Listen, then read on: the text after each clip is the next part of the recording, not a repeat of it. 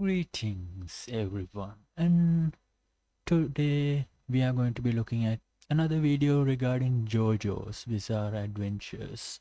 I feel like I didn't do enough of them, and this one is coming to you from Luke Wilson TV.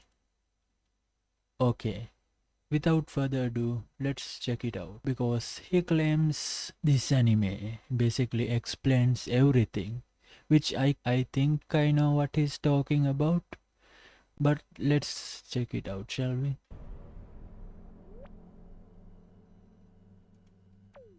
Oh, I really don't know how to start this video. I feel like I'm actually going crazy, and if I am, please let me know in the comments before it's too late. Or maybe don't, it would be a fun case study. This is the story of how Luke Wilson TV slowly went insane.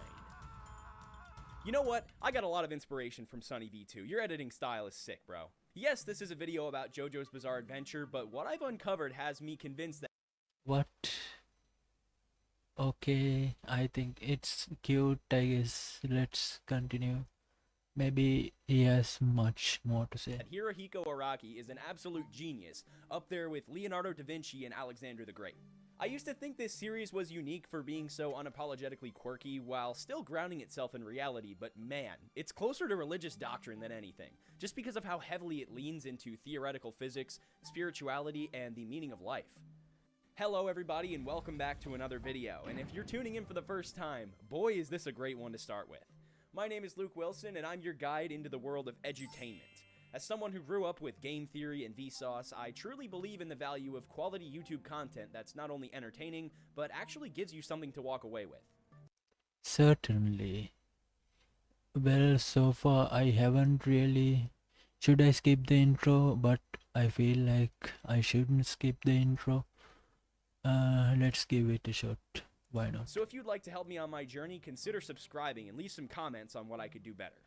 Over 9 parts, countless video adaptations, and 2,000 pages more than One Piece, JoJo's Bizarre Adventure has not only maintained a cohesive vision over its run, but the lessons are scarily relevant to the state of world affairs. This is society. Who are the ones that determine the price of land first? There must have been someone who determined the value of money first. I already hear some of you guys typing. JoJo wasn't planned from the beginning. How is any sort of larger narrative possible? Look at Attack on Titan and the sheer amount of foresight that went into each massive payoff, compared to JoJo's, which has been around since the 80s and is infamous for completely overhauling its main cast and power system multiple times. Well, first of all, inquisitive YouTube commenter, you don't have to thoroughly plan an entire series to make something incredible, and in reality, many writers will make last-minute judgment calls or even throw out entire plot. True, this is completely fair. Hirohiko Araki has began and ended his stories in awkward places, making them feel like incomplete stories. The best example I can think of is Josuke's backstory. I think people seem to really focus on another Josuke in there. Perhaps there was an alternate version of Josuke that went back in time to save himself, but that is so much speculation. And there just seem to be a better answer, an easier answer that makes more sense, I guess. Josuke didn't go back in time. That was just someone who had his hair cut, right? That's what it is. Lines late into production. Movies like Jaws and Jurassic Park benefited from harsh filming conditions, forcing the effects team to improvise and innovate some of the most groundbreaking sequences in cinema at the time. But writing is a lot different than filming, so how did Araki set it all up from the beginning? Well, the I love this photograph of him. answer starts off simple but goes so deep that honestly I was and still am concerned about how I can properly put it into words. So strap in tight because this is going to be a bumpy ride. Let's get into it. Hirohiko Araki is someone who, from the very beginning, was shooting high and going against the grain. His dedication to hand-drawn images, his inability to settle for anything but perfection, and the big ideas he covers are all consistent throughout the series. Araki, with an insane amount of creative control, has sewn the series together with these common threads, and subsequently baked himself into the larger narrative that I keep hinting towards. But before I reveal my thesis, let's define the main lessons of each installment, starting with the Is your final narrative going to be Calamity? Because Calamity literally explains everything. And oh my god, I'm just interested. Let's see how this goes. original continuity, parts 1 through 6. Nobody wants to hear about Phantom Blood, I realize that, so I'll make it quick. I still love you, Phantom Blood. Sunlight Yellow Overdriver! Despite how tame it seems compared to the rest of the series, Phantom Blood actually took a lot of risks, setting a standard for JoJo since the very beginning.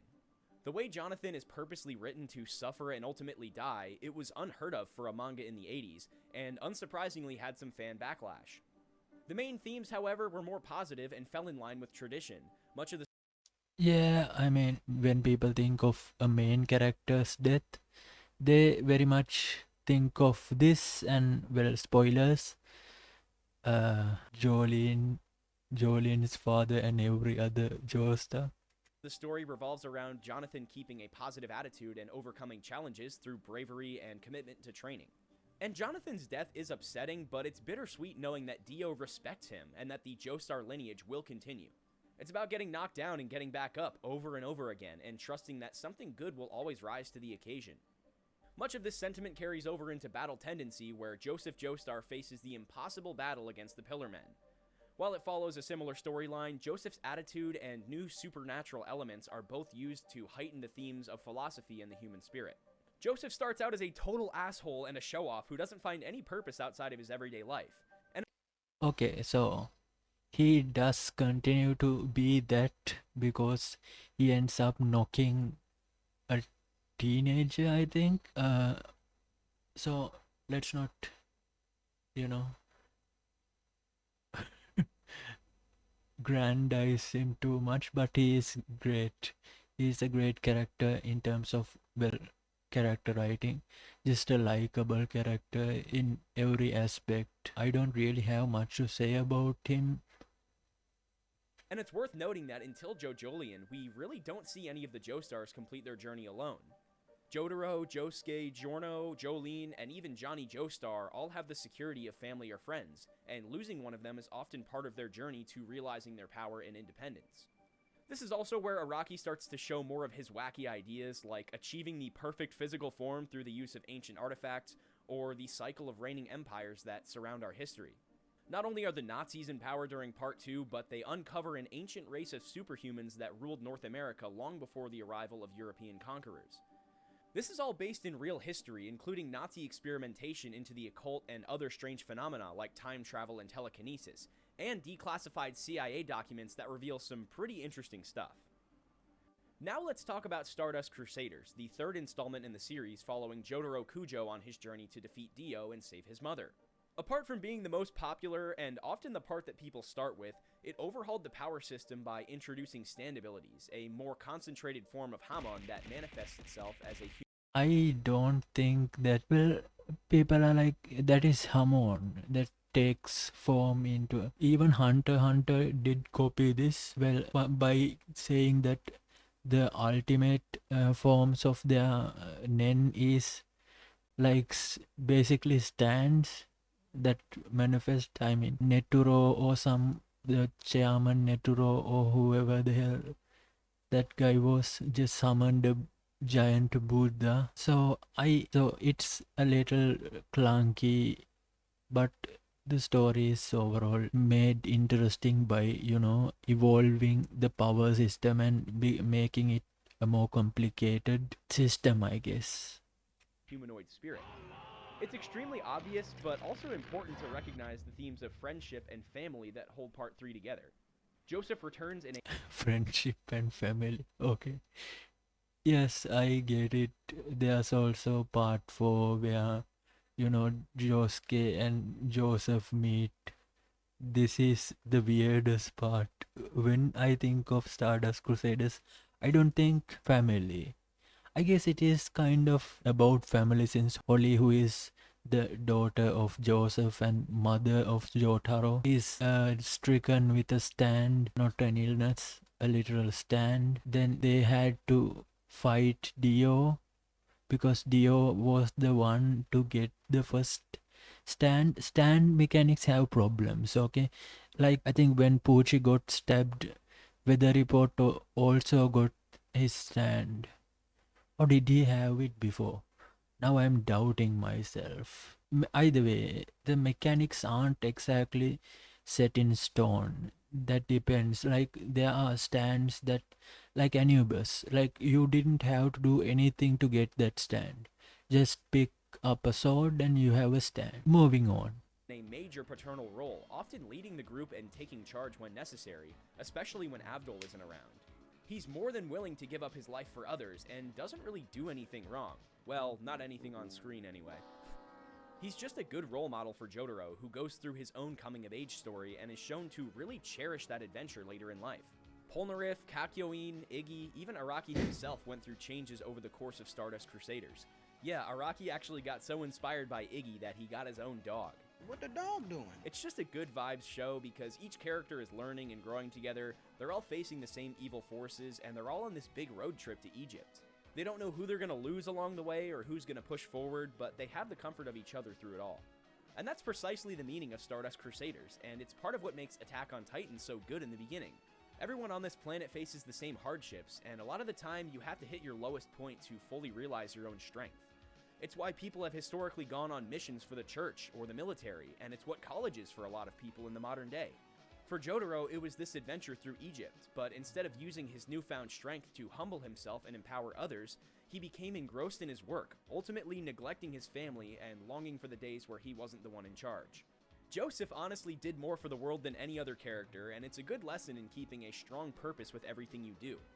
He's always the one stepping up and taking care of things. He literally just adopts a baby that he picked up off the street. And one more thing I'd like to point out before we look at the next few parts, they spare almost all of the enemies in Stardust Crusaders, and a few of the early ones even join the crew. I just appreciate that a lot because these people are honestly just misled and stuck in their ways. I mean, to be fair, these aspects come in because Araki didn't want to just start killing people in a what is basically a Saturday morning cartoon, right?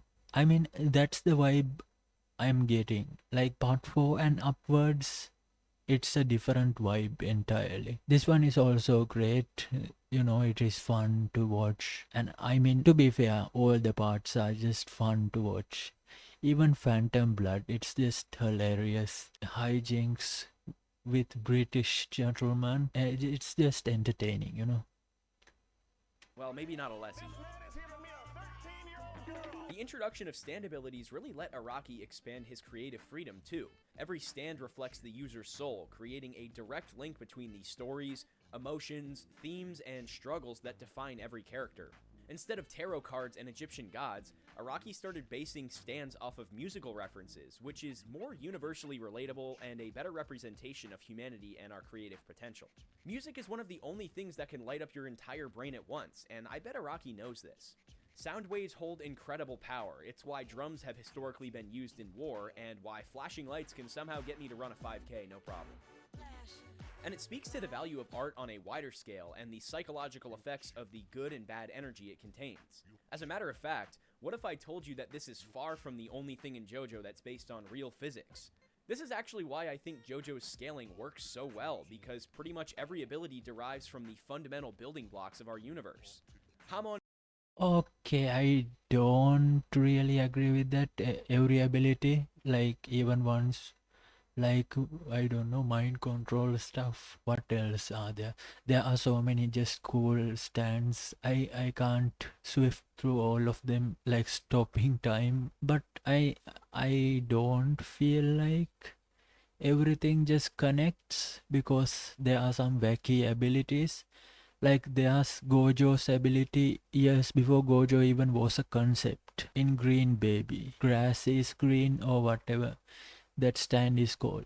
Like it is literally Gojo's ability from Jujutsu Kaisen, but a more weirder version. So let's see. Is the life-giving, vampire-slaying energy that the sun gives off. That sure sounds a lot like electromagnetic waves that are present on sunny days, in microwaves, and in X-rays. And this guy, Dave. From the smallest atoms to the largest galaxies, this universal force connects us all and can be harnessed, focused, and redirected in a manner of ways. Hamon literally means ripple, which literally means a collection of waves.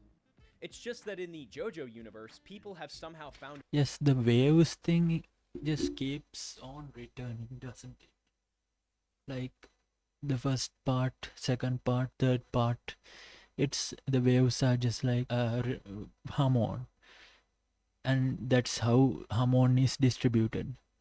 From part 4, there's another kind of wave. When adding another stand user, they create their own wave, and this makes all the other stand users recognize the first stand user's presence, because stand users are attracted to each other. So when someone finds out that there is a stand user, they unconsciously go towards the ripples that the new stand user is causing.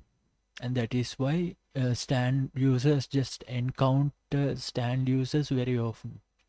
a way to redirect this power organically. This is all based in quantum field theory, the leading hypothesis about how everything works and interacts on an atomic level. I'll have to do a lot of research to verify or discard that claim. And since I'm not willing to do that, I'm going to give you the benefit of the doubt. According to quantum field theory, things like electrons are not particles in the same way that sand is a particle, but rather it's an observable excitation or interaction that an electric field produces. Don't think of electrons as moons orbiting a planet, but rather an ambivalent cloud that surrounds the nucleus of an atom, and depending on the molecule, these clouds can become larger networks of energy. This is actually how light works too. It's the result of electric and magnetic waves intersecting to produce photons.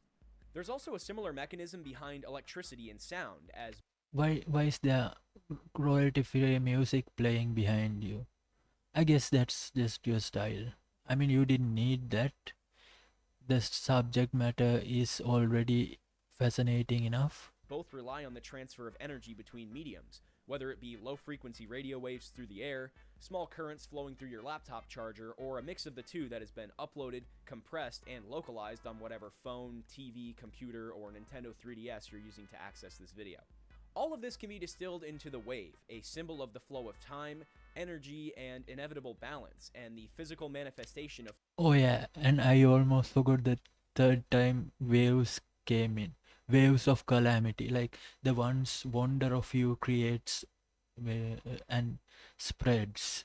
Moving against it means just misfortune on an incomprehensible scale. Misfortune that doesn't even make any sense. That is power. That's just a, that's just the coolest power like ever. forces that determine the nature of the universe. By harnessing the power of the wave in our own world, we discover patterns that allow us to predict the weather, the stock market, the rise and fall of empires, social trends like the 20-year nostalgia cycle, and much more. But in JoJo, Araki decided to take this one step further and allow stand users to generate their own electromagnetic fields.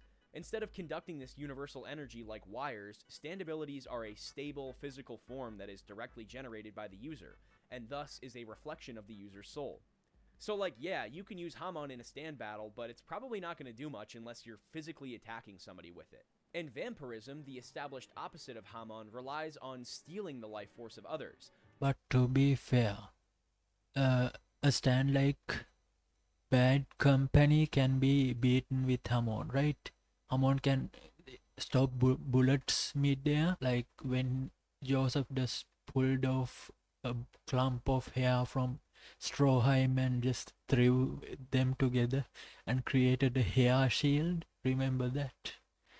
So if you do that with Emperor, Sex Pistols, and I don't think Sex Pistols work like that, right? They could just fly in a different direction and change the bullet's trajectory. But Hamon can seriously do some damage to people like, the Nijimura brother who isn't Okuyasu, the other one, and Whole Horse even. Like Whole Horse is incredibly slow for how powerful his stand is. either by enslaving them, deceiving them, or literally drinking their blood. I don't think it's a coincidence either that vampirism comes from within us, likely reflecting the darker nature of mankind and the use of our special talents and abilities for evil. Mobbing time. The big ones in the beginning of JoJo are immortality and extreme potential for knowledge, reflecting man's greatest fears, death and the unknown. Unknown, you say? The unknown, you say? What a fascinating thing to fear. Empires have risen and fallen over these fears, and Adolf Hitler himself was researching the occult and the supernatural during his reign over Nazi Germany. This is actually something that they kind of avoided mentioning in the Battle Tendency anime, which I think was a terrible idea. It reduces Stroheim and the Nazis to meme status instead of likening them to the other enemies in the series, who are ultimately after the same thing. And precognition has some theoretical and even legitimate science backing it. Humans naturally have a sense of intuition, and by honing our subconscious senses through things like meditation, we can tap into the wider systems that govern the world. Back to the idea of the stock market, you can study the graphs and charts endlessly, but to truly predict it, you have to get in tune with the outside forces that affect it, like the cultures of economies and large nations. Unfortunate. I have no experience with stock markets. None at all. The state of emerging technologies, and what's happening on the internet. Even the CIA has invested in things like the Gateway Experience, a set of tapes that is supposed to help you strengthen your will, harness additional energy from the world around you, and I don't know about that. I mean, there are like drills prepared to address an alien invasion, even though that's not going to happen. Okay, fine, there could be aliens. That's not what I'm saying. I'm just saying an alien invasion with no... Okay, fine, whatever. and produce a balloon or shield around yourself, kind of like a stand. Another show that does a fantastic job adapting these ideas, Hunter. including the power of music and resonant sound frequencies, is Stranger Things. Oh, Both shows make it their mission to explain these strange or bizarre parts of our world, and because brute meditation would not make for an interesting story, it makes sense that they lean into the realm of science fiction with a heavy amount of references to popular government conspiracies, unexplained aerial and cosmic phenomena, supernatural powers, and even cryptids. Cars is probably supposed to be the mysterious black object that has been orbiting Earth around the poles instead of the equator. The beetle arrow is probably supposed to be the golden scarab from ancient Egypt. The vampire mask, Jack the Ripper, Mikitaka, Skyfish, ancient civilizations, it's all here and all explained as part of this bizarre universe. And if you don't believe in the supernatural at all, there's one more way for us to consolidate our spiritual energy into a physical form, through art. Human beings have always been highly intelligent creatures, which is why we've invented things like written language, printers, phones, the internet, and AI to help you have my attention. us communicate between each other. But apart from writing itself, I think art is sort of the ultimate form of communication. I mean, you know what they say, a picture is worth 1,000 words, and mom's food tastes the best because it was made with love. We as humans naturally assign emotional value to things, which is why artifacts, your baby blanket, and grandma's cookies are extremely difficult to put a price on. It's why the market for old movies, music, and video games is constantly fluctuating, because it all means something different to everyone. And judging by the themes of land ownership and human-assigned value that have appeared in recent JoJo Lands chapters, this could become a core element of the story. Especially if Joe Dio is supposed to become insanely rich. Rich in what? Life experience? Personal data? Could he end up owning nature itself? And to add some biblical symbolism into the mix, since we will be talking about that later, Jesus was said to be a carpenter, someone who creates objects from wood, much the same way that God created him and the rest of the universe from naturally available resources. Did God create Jesus? I thought, I guess God separated himself. No, he was three entities, the Father, the Son, and the Holy Spirit. But whatever, I'm just nitpicking, basically.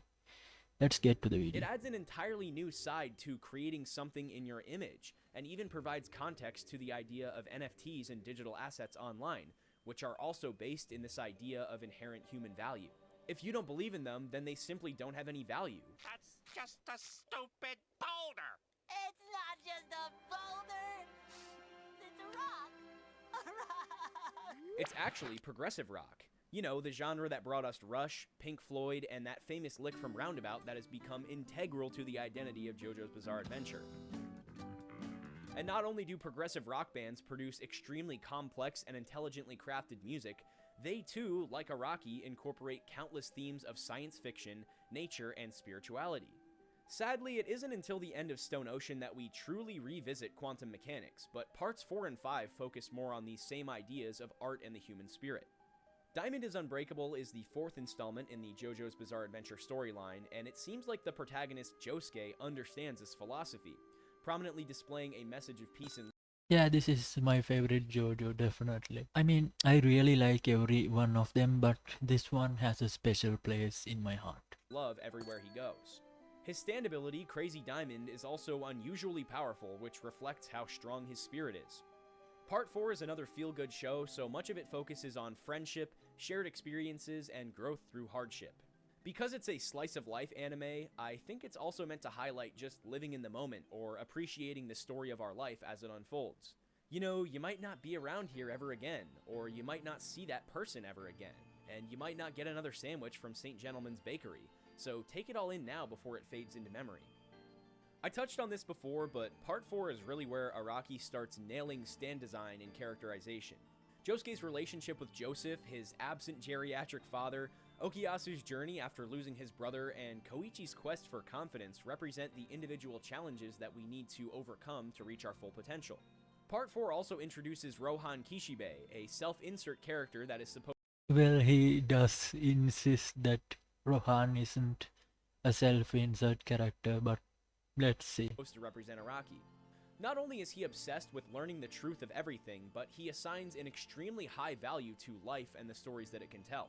I believe this carries over into Part 9 and was the reason Rohan found the lava rocks. The truth is actually the gateway to the peace and love Josuke so heavily endorses. You know how most of the Part 3 villains survive and learn their lesson? Well, most of the Part 4 villains actually become members of the main cast. But the lesson they learn is that everyone acts out when they're afraid, broken, jealous, or unhappy with themselves, and when you begin to understand someone, it becomes a lot harder to hate them. And for a lot of people, myself included, it's the first step to stop hating yourself. You can't assume everyone is out to get you, and you can't hold yourself to the expectations of others. Oh, that's so sweet. Not what I expected from JoJo's Bizarre Adventures, where a dog is killed every 20 seconds. Okay, whatever.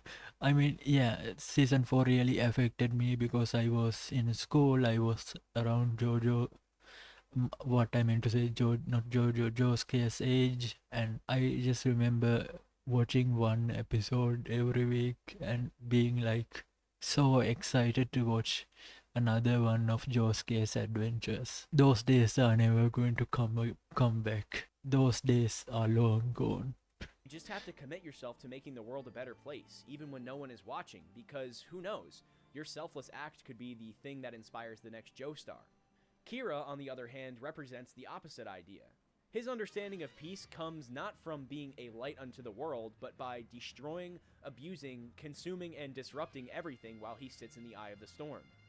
Okay, so it can be phrased like this. Josuke's power and his personality is about building people up, helping people become whole. Meanwhile, well, that is what brings him happiness, right, Josuke? Meanwhile, Kira's thing is safety, personal safety.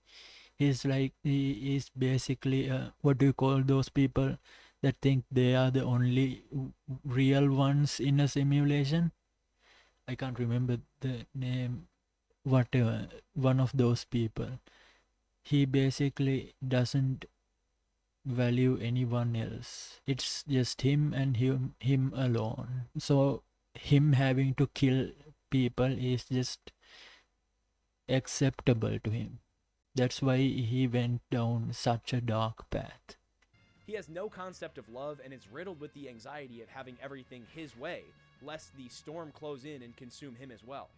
He's terrified of leaving his comfort zone and interacting with others, and this is actually a real issue that many people deal with. But instead of being clinically insane, it's often driven by fear, distrust, and poor self-esteem.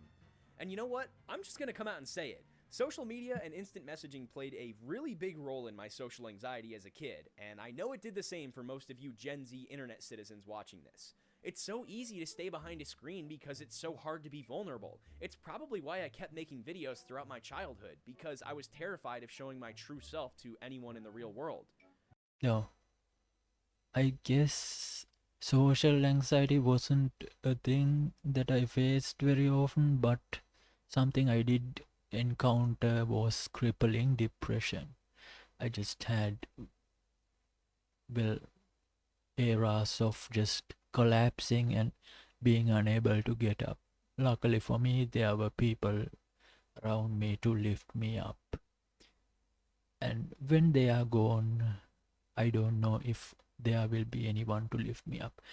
It took me a really long time to tell anyone I did this in my spare time, whether it was my family, my classmates, or potential employers. But ever since I found my peace, my purpose, and my inner strength, I really don't care what anyone thinks because I can't base my legitimacy on the expectations of others. And I know this was intentionally included by Araki because it's the focal point of Part 5.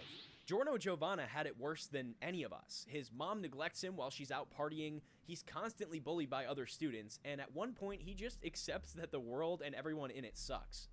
Characters like Abacchio are the direct embodiment of that nihilistic philosophy, and we dove into this in the JoJo Iceberg Part 2. Abacchio got through school and pledged himself to making the world a better place, but after seeing the rampant corruption in the legal system, he abandoned hope and started getting his validation from the missions he would complete for Passione. It's a really good allegory for the rat race that we're all being pushed into.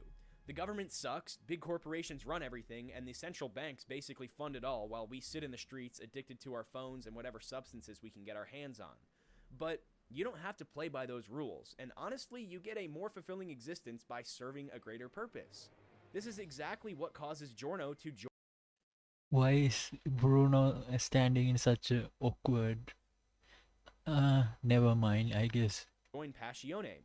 He's done with all the bullshit and one day just decides to get up and do something about it. Giorno is an extremely powerful person. Not only has he found his inner strength, but he knows the ins and outs of the mafia and can use that knowledge to make good on all the negative parts of Italian society. Italy represents the world, and Passione represents all of the crooked public figures that get away with murder, lying under oath, Why is he there? I mean, now that I think about it, he looks like Nathan Fielder, but with like another chin, double chin Nathan Fielder. and even more heinous crimes. Giorno is the guy who stopped waiting for Superman and took the mantle upon himself. And his success isn't a product of luck, it's a product of his love and outward positivity. This Giorno is a whack job, by the way. plays into another larger theme of the series, the power of positive and negative influence. There's some research and science behind manifesting, but I'm sure everyone can universally agree that the reality you live in is unique to yourself, and the more open, honest, positive, Not the reality, the experience I'm having is different from other people. We all live in the same reality. If we don't, then we are just traveling through dimensions. loving and giving you are, the better your world is going to be. Giorno is unapologetically himself all of the time, which not only inspires other members of his team, but causes some to resent him. So many people are like Abacchio. They think if I just get through school, I'll be happy. If I just finish college, I'll be happy. If I just get a good paying job, if I just get a stable relationship, I'll be happy. If this sounds like you, I have some bad news. You're never going to be happy. If you feel like a failure because you can't check the boxes of some arbitrary list, stop basing your entire life around that list. It's like Skyrim, Zelda, or GTA. You can follow the main quest and get a lot of really nice things, but you generally have more fun when you talk to random NPCs, complete little side quests, and screw around in multiplayer. Keep the main quest in your back pocket, but live your life the old-fashioned way. Get outside, talk to a stranger, spend some time with your family and friends, and turn your What has this video become? Is this an advertisement? money, influence, and gratitude towards the people and places that really deserve it. But what happens when bad actors start playing the game to their advantage? Well, this is precisely what Stone Ocean and Steel Ball Run revolve around. This is also the point where I think the series goes off the deep end. If you feel like Araki completely solved your life with the lessons he included in parts 1 through 5, hold on to your seat because we're going into borderline schizo territory. I'm actually a little worried that what we're about to discuss will get my channel blacklisted or put me on some kind of watch list, so to avoid being framed for murder, everything in this video is purely hypothetical, unconfirmed, and based entirely on speculation. That's weird. That's a weird way to start.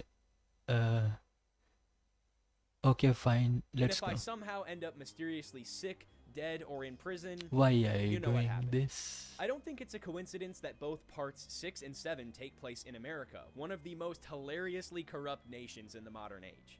To me, Pucci represents empires like Rome, England, and the Nazis that used religion and nationalism to justify the expansion of their empire. In his mission to accelerate time, he is technically benefiting the human race, but it goes contrary to the natural flow of the universe. Pucci's goal is to fulfill Dio's heaven plan, and because of his insanely strong will and powerful stand ability, he actually succeeds. Pucci believes that the ends justify the means, and by beating the rest of humanity in the sperm race, he is able to fertilize the new world in his image, creating a reality where every person is aware of their fate. But Pucci fails to realize that true peace comes from a lack of control and a surrender to the will of the universe.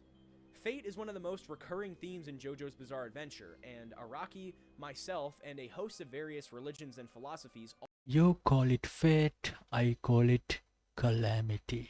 all promote the idea that fate is not to be tampered with, and villains like Kira, Diavolo, Pucci, Valentine, Toru, and even Dio are punished for misusing their abilities for personal gain.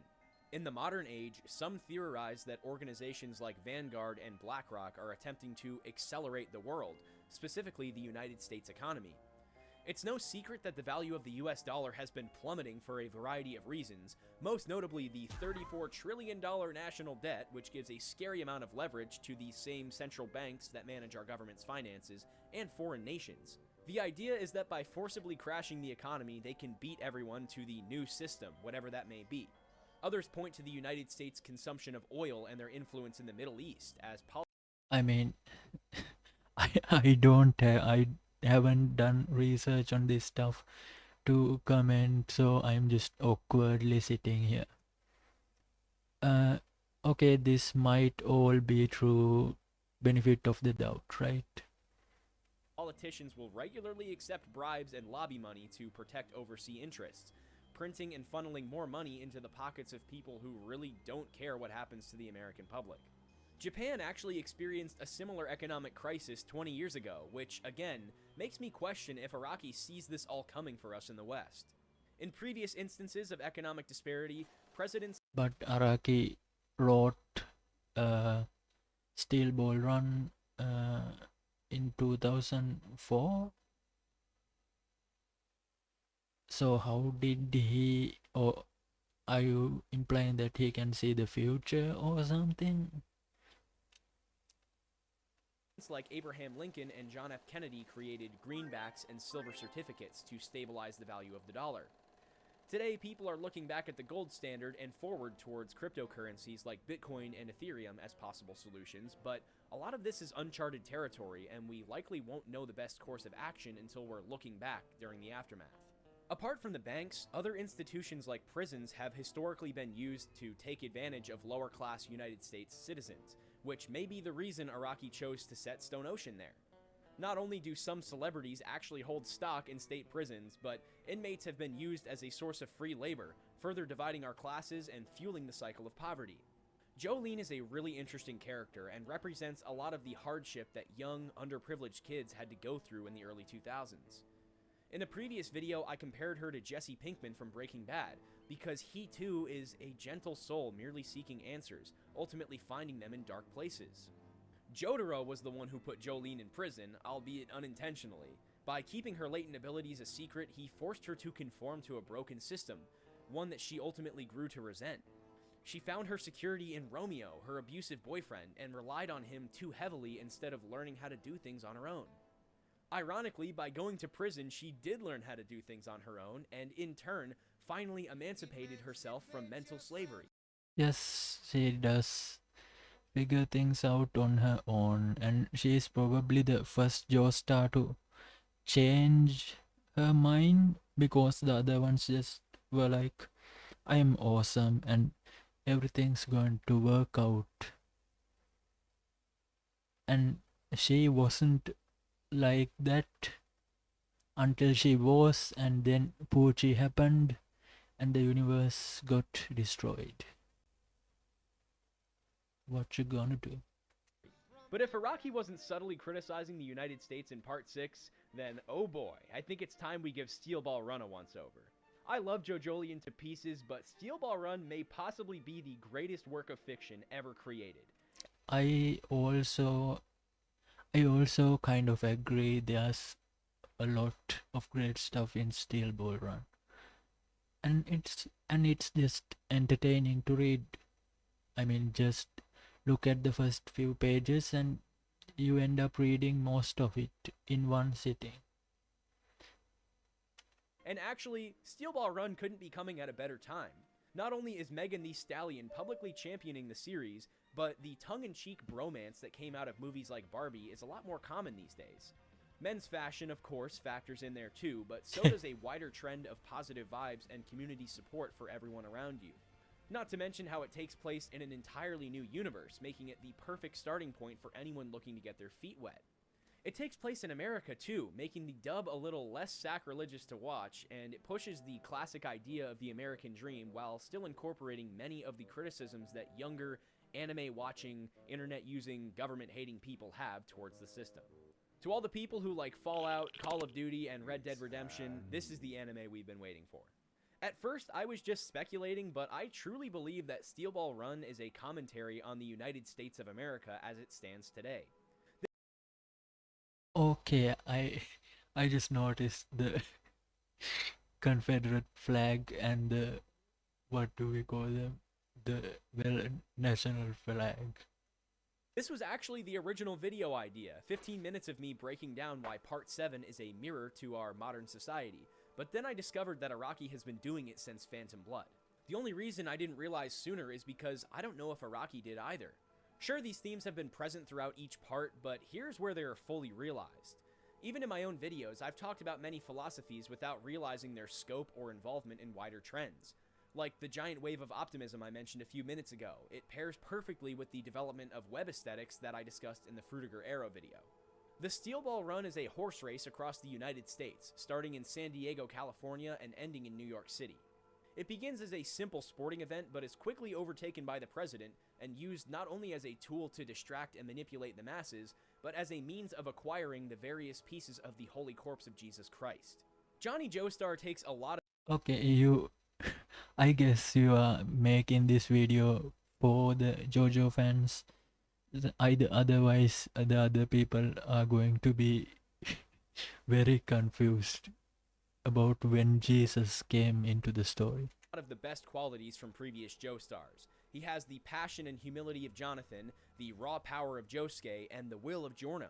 He had his spiritual awakening and spends the first part of the race attempting to learn from those whose wisdom, development, and experience is greater than his own. President Funny Valentine, on the other hand, blindly seeks power without understanding, with the hope that he can, like Poochie, create a new world in his image. But instead of a brand new universe with a new set of rules, Valentine wants to create the ultimate nation with the power of Jesus Christ, trumping any spiritual or military authority that may Trumping, you say? come his way. Valentine gives one of the hardest anime villain speeches ever when explaining this philosophy. When we find our spot at the table, we can choose to take either the napkin on the left of us or to the right. But Okay, this is one of my favorite speeches. This goes along with Bonrood's love speech that is also very creepy, so I loved it. And what else speeches? But whoever takes the napkin first will determine the side that everybody else takes. It's a chain reaction. Unless your server just throws a bunch of silverware napkin burritos on your table, but this is the 1880s, not an Applebee's. He applies this philosophy to the wider world we live in. We follow the law because somebody took the first napkin and set it up for us. We follow tradition because somebody decided to make traditions for us to follow. We spend money on things based on value that was never determined by us. It's why we complain about things being too expensive, but we still pay anyway. Even the value of the United States dollar was decided to be based on gold, and then when people tried to change it, either for righteous or evil purposes, it always led to unintended consequences. This is actually the reasoning behind the Cold War, because the United States and Russia were terrified of attacks from one another, but they knew that whoever gained the stronger nuclear power first would be the one that others would have to follow. And speaking of advanced technology, NASA's solid rocket boosters are actually the same width as a Roman chariot, and it's not a coincidence. Roman roads set the standard for modern roads and rail systems, which in turn decided the standard for spacecrafts. Yes, I mean, when you make a list of 10 things, right? Because that's just how things were done, and that is how we will do the things, even though they don't really, that doesn't really make sense. You know, it's weird like that. It's just easier, I suppose, to follow tradition instead of carving an own path for oneself. That must be moved using those same roads and rail systems. So if we were to go back to the beginning, I guess the person who took the first napkin was the person who discovered the nature of horses? Well, wouldn't you know it, Johnny Joestar and Gyro Zappelli are only able to defeat President Valentine after discovering the nature of the horse and its relation to the Golden Spiral, aka nature itself. You know, I've joked in the past about how we need to bring back horses in modern society, not just because they won't raise your insurance after an accident, and not even because they're a lot safer than cars, but because they're a living creature that runs off of renewable energy. Horses may not go 85 on the highway, but they cost a lot less to run than a car, they require less repairs, and even have self-driving capabilities. But here's the thing, you need to be able to train the horse and maneuver the horse. What is this horse? Joker horse? Green? While a little bit out there, it's a good solution to transportation in a country as big as the United States, whose economy heavily depends on oil, a natural resource that is under the control of some extremely powerful nations and corporations. Just like in the JoJo series, there are many organizations that are attempting to tap into wider powers to advance their interests. The issue is that, without proper education, they're all doomed to fail, and by going against the natural order and putting their own ambitions first, they will slowly destroy themselves, seeking happiness and affluence in all of the wrong ways. We see a lot of biblical parallels, especially in Part 7, with Lucy Steele taking the apple and betraying Valentine, only to become a Mother Mary when she gives birth to the skull of the Holy Corpse. Johnny is a lame man that learns to walk, and Gyro, like Moses, leads him to the Promised Land, but isn't able to make it there himself. But the largest theme, the one that this video was originally going to focus on, is the folly of man in his pursuit of powers beyond his comprehension. Johnny Joestar actually learns this lesson himself after attempting to cheat his son out of death, which directly ties into the way that the new universe treats the physics and science behind each ability. Everything is centered around the Golden Spiral, and I believe I've not only cracked the code on its true place in the JoJo's Bizarre Adventure universe, but its role in the current tangible universe we're all living in today. The Golden Ratio, or the Fibonacci ratio, is an irrational number with the value of 1.61. Okay, this I'm familiar with. Let's see where this is going. Often referred to as God's signature on his creation due to just how much it appears in nature. The spiral is a natural growth pattern for things like hair, nautilus shells, and a myriad of different plants. Trees, pine cones, cruciferous vegetables, and sunflowers all grow and distribute themselves according to this spiraling pattern. Yes, I've read Uzumaki. And did you know that there's like a spiral in your ear? Just thought you should know that. And liquids like syrup, blood, and even water will flow in this path of least resistance. Even galaxies and hurricanes move according to the spiral, which represents just one of many natural constants in the part of the universe that we're lucky enough to be able to sense, using our eyes, our ears, and our greater nervous system.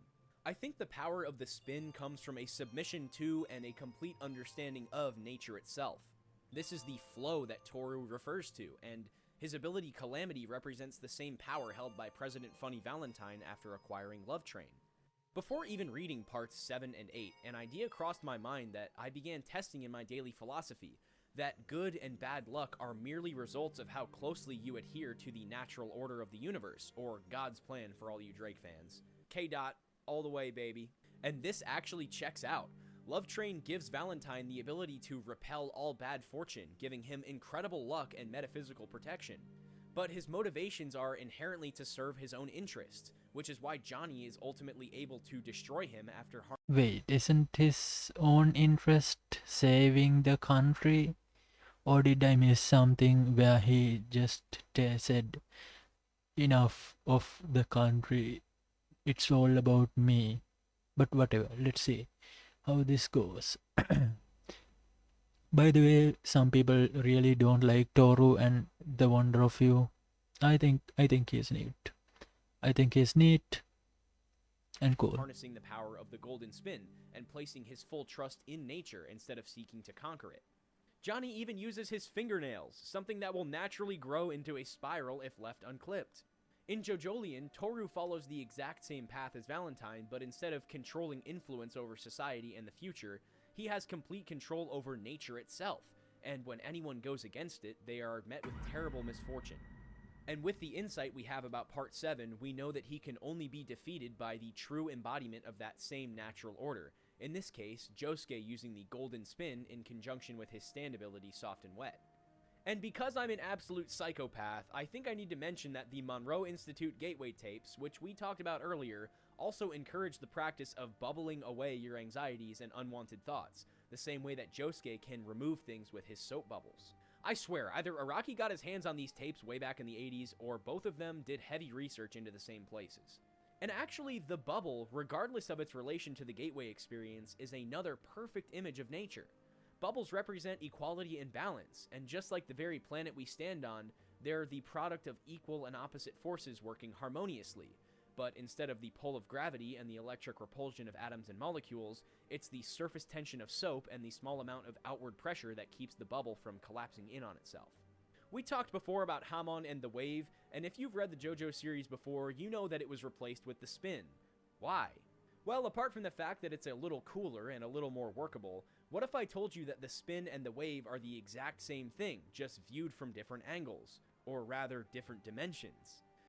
I don't know about that. Okay, I think he's implying that the ripple is another version of the spin in a different dimension. Maybe that could work. Let's see how he prefaces it. See, the golden spiral is actually three-dimensional, and the reason it infinitely progresses both outwards and inwards is because, well, it's always represented in two dimensions. If we turn the entire thing sideways, we get a much better image of its nature, where we find that it's actually oscillating up and down exactly like a wave. Get an electric and magnetic wave to intersect, and we get a two-dimensional ray of light made of one-dimensional photons. What's more is that if we take both sides of a wave and bend them in on each other, we get a circle, the same symbol of balance, and another path of least resistance. This is how moons, planets, and solar systems are able to exist, by stabilizing themselves in an orbit based on their mass, their own rotation, and their proximity to other celestial bodies. You can only exist in this universe if you progress, if you move forward. And when the universe stops expanding, the electrons stop spinning, and your heart stops beating, what happens? Death. Even finding a cycle of stability in your own life can be dangerous. By orbiting things like money or becoming overly reliant on a person or a drug, you slowly regress and begin to affect less of the world around you, until eventually, you pop. We are particles, and if we exit our stable, comfortable orbits and progress according to the golden spiral, the path of least resistance, we can begin using our influence to positively affect the world around us. And the path of least resistance, well, it's the path of peace and love, two of the most important things you can live by, and two things that force you to be completely humble, honest, and vulnerable, putting others first and your own interests last.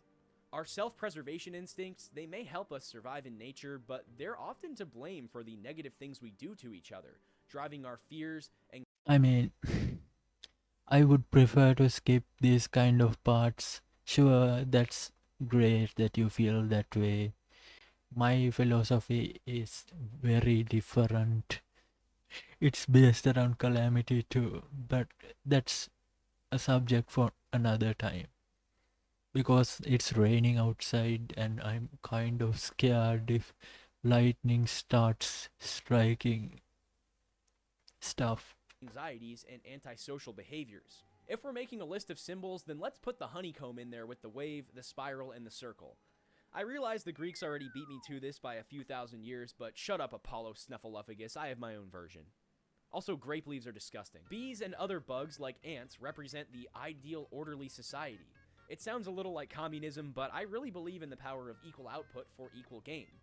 Not only do bees create grids of circles that, when pressed together, naturally form triangles. Whoa, equal outcome for equal gain?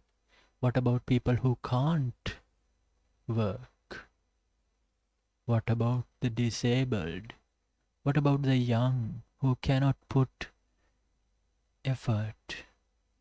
Or what about the young whose parents made them not take part in this entire thing? Should they not get anything in return? Perhaps something, right? Perhaps. Angular and hexagonal patterns, but they depend on each other for the benefit of the hive. Applying this to your larger life, consider saying hi to somebody who looks like they've been through the ringer a few times. It may be the only time they feel like a human being actually cares about them. And if you have a place of high societal influence, use your money and power for good, because it'll only strengthen and brighten the world around you. Again, like, these are sweet and generally nice things, but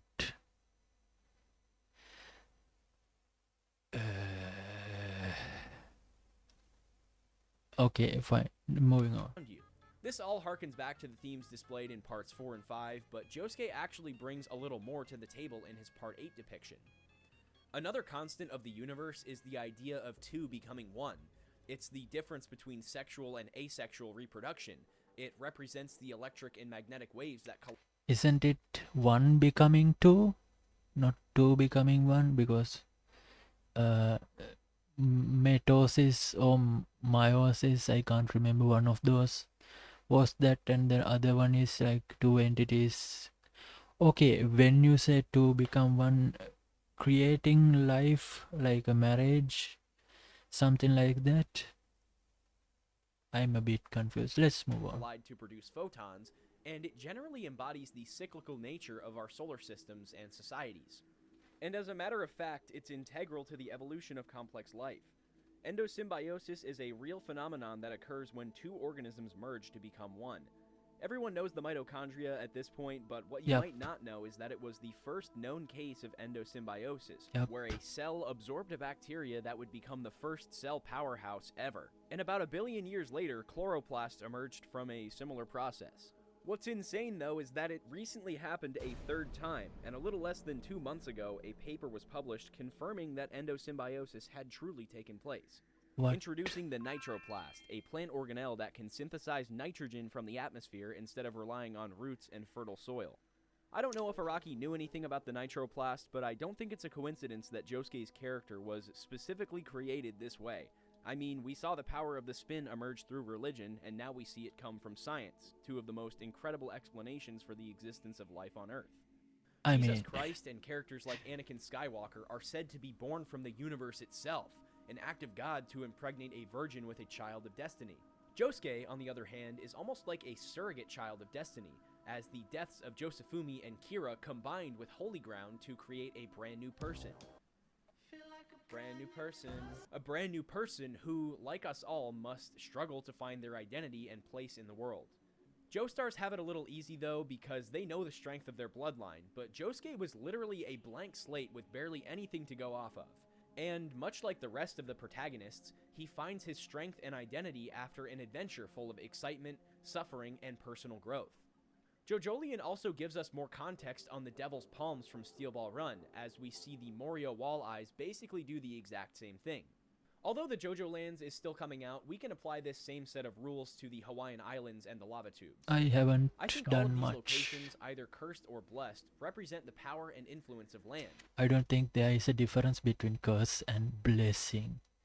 It's just, I guess, if you just walk towards calamity, you will be crushed by it. If you walk away from calamity, you could be safe, I guess. One of the only things that still drives war in places like the Middle East. In the JoJo series, land, and by extension nature, is a great equalizer, granting special abilities, varying degrees of luck, and mystical items to whoever is lucky enough to find them. And judging by the themes of governmental, medical, and societal corruption that have popped up in the new universe, I theorize that the JoJo lands will have something to do with the CIA specifically, whether it be their mind-blowing secret technologies, their research into the occult. Yeah, I can believe that because Araki has apparently been putting in Breaking Bad references in the new one. Or the way that they're able to harness and bend fate to protect their shady practices from the public. We're also probably going to get to see some more fourth dimensional stuff. For those unaware, we live in a fourth dimensional world because, as I mentioned before, we have to move and progress to stay alive, and pretty much everything has a calculable birthday and expiration date. That's why we invented time, to measure the fourth dimensional size of something. I thought we didn't invent time, it just existed. Wouldn't you agree?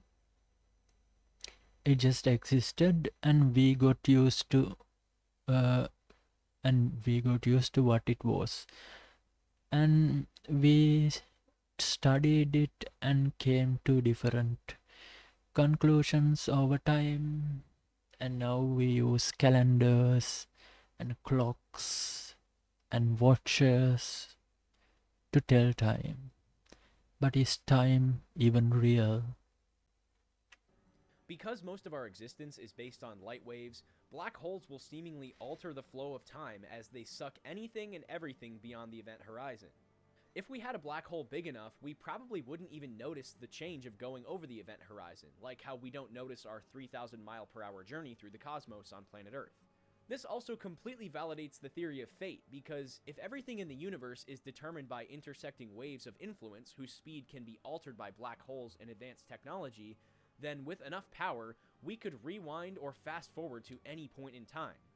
And even if we can't travel ourselves, we can predict and simulate everything that is to ever happen, the same way that we've simulated the universe up until this point in time using computer graphics and AI. This, in theory, would be the ultimate power, and we've seen Love Train, Soft and Wet, Tusk Act 4, and Calamity work within these bounds, but never fully control it. Maybe November Rain's final form can reach and influence any part of the universe at will, or break down the forces that connect everything and shape reality into whatever JoJo chooses. JoJo implies that Part 9's protagonist has qualities of both good and evil, unless Dio isn't an homage to Dio Brando, but rather a reference to the Italian word for God. Either way, it plays into the theme of nature and objective balance. But that still leaves one unanswered question. How does the Joestar lineage fit into this whole thing? Some theorize that every JoJo is actually a descendant of the original JoJo, Jesus, or Joshu, son of Joseph, but I'm not entirely sold on this because, well, Jesus never had any kids, so yeah. I'd offer the counter theory that the Joestars actually descend from Joseph of Arimathea, the man who was responsible for burying Jesus after his crucifixion. Not only does this represent the selfless nature of the Joestars, always putting themselves aside to serve the greater good, but it falls in line with the final symbol I'd like to introduce, the pentagram. The pentagram, or rather the star, was another ancient Greek symbol used to symbolize the good deeds of mankind. The 5 points represent our 5 body parts, our 5 fingers, and our 5 senses. As a matter of fact, many old religions used the star to symbolize good fortune, and was used in Judeo-Christian art and architecture over Yep, now people just believe it's satanic, whatever. the past 2,000 years. There is, of course, the Star of Bethlehem from the Bible, and the 5 wounds inflicted on Christ during the crucifixion, but the star is also a symbol of light, not just in society, but in the world of physics. Solar systems are solar systems. They depend on the light and gravity of the sun to keep things alive and moving. Even black holes originate from stars that become too massive for their own good. The wider JoJo universe depends on the light of each Joestar, someone who shines brighter than any other, positively influencing the world and bringing peace and balance to corrupt society. The Jaws star, of course. They are the star of their own universe. But when there's more than one, sometimes one has to be on standby, I guess. And to completely drive home the importance of the star, there's actually one final secret behind its mathematics. Take a pentagram and divide any one of its sides with the distance between any two of its points. You'll find the golden ratio. Take any one of the triangular points and extend its shorter end to Now this is starting to sound like numerology to me. create a rectangle. Once again, we find the golden ratio. For God's sake, if we take the 4 different sized segments of the pentagram and line them up by width, we find the golden ratio again. There's an old Disney cartoon that explains this extremely well, and just because I don't want to rip them off, I'm gonna let you guys discover that for yourself. Needless to say, the pentagon and the pentagram show up in nature almost as much as the golden spiral does, and oftentimes the two work in tandem. And as for the wider universe and the things that live in it, the wave, the spiral, the circle, the pentagon, and the hexagon all represent the natural order of reality and all that is good. JoJo's Bizarre Adventure and Hirohiko Araki do a fantastic job of distilling this into an extremely entertaining, informative, and thought-provoking work of art that brings in the best music, architecture, history, culture, and mysteries that have really proven our creativity and worth as a species. At the end of the day, I guess what I'm trying to say is, it's peak, Mr. Joester. See all you Okay, that was a terrible line to end on, but yes, it is indeed peak. guys in the next video. Peace and love. Have a good one.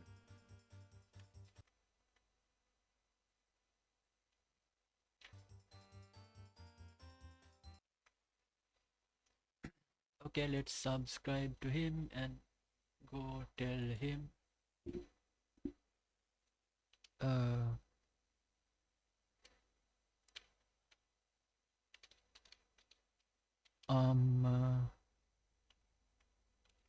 React to your video.